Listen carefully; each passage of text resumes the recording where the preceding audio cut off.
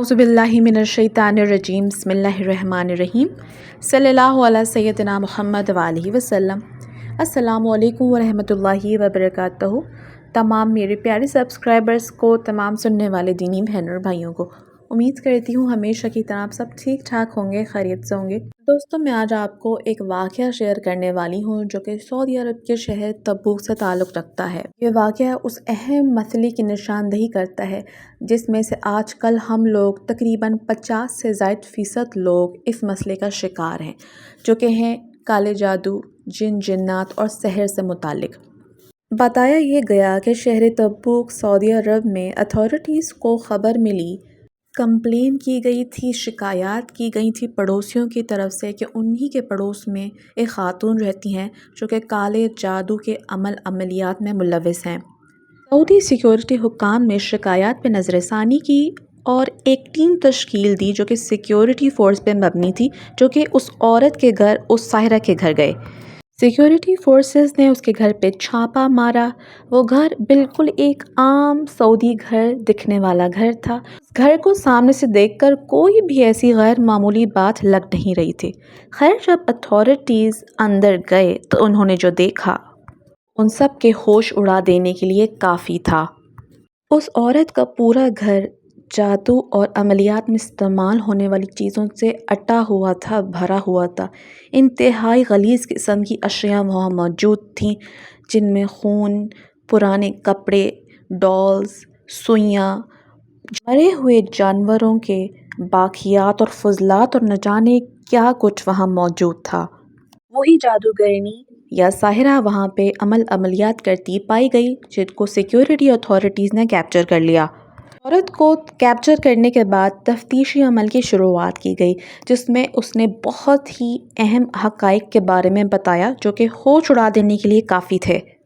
उस जादूगरनी ने ये इंकशाफ किया कि मेरे पास आने वाले कस्टमर्स की तादाद में सबसे ज़्यादा तादाद औरतों की होती है।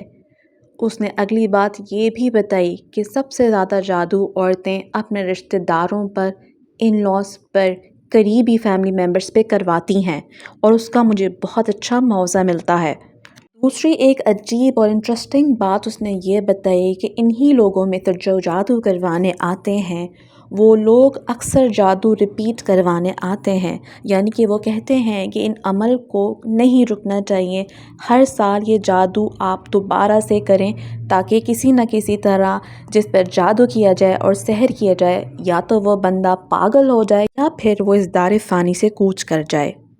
सिक्योरिटी तफ्तीशी टीम ने उसी जादूगरनी से और बहुत सी बातें उगलवाई, जिसके बारे में इंकशाफ करते हुए उस जादूगरनी ने कहा कि बहुत से लोग ऐसे भी हैं कि जिन पे मैं कई बार जादू करती हूँ लेकिन मेरा जादू वापस पलट जाता है। दोस्तों, वीडियो के इस हिस्से में एक और हकीकत से उस औरत ने रूशनास करवाया जो कि हम सब के गौर करने वाली है और फ़िक्र करने वाली है।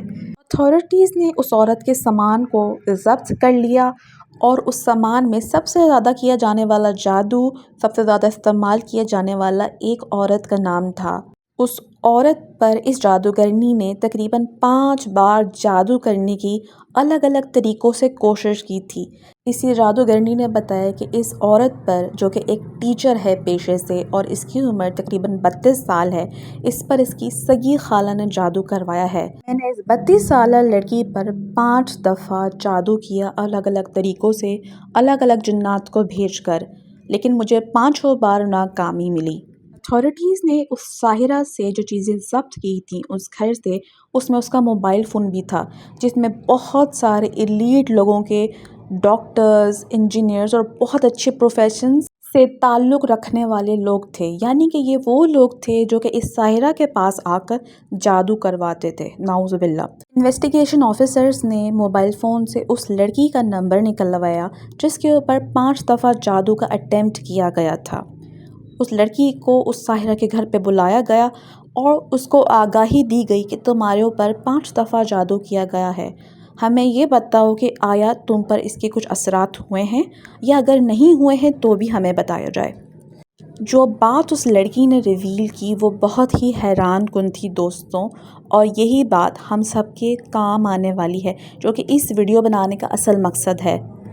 وہ لڑکی وہاں پر پہنچی اس جادوگرنی کے گھر پر، اس سے جب سوال جواب کیے گئے تو اس نے یہ بتایا کہ میں اور میری فیملی نے زیادہ کچھ نوٹ نہیں کیا، ہاں لیکن پچھلے کچھ سالوں سے ہمیں ہواؤں میں ایک عجیب قسم کا دباؤ محسوس ہوتا تھا اور ہماری گھر کی جو لائٹس تھیں وہ جلتی بجھتی تھی، فلکر ہوتی تھیں۔ البتہ اس سے زیادہ ہم نے کچھ بھی محسوس نہیں کیا، نہ میں نے نہ میری فیملی نے۔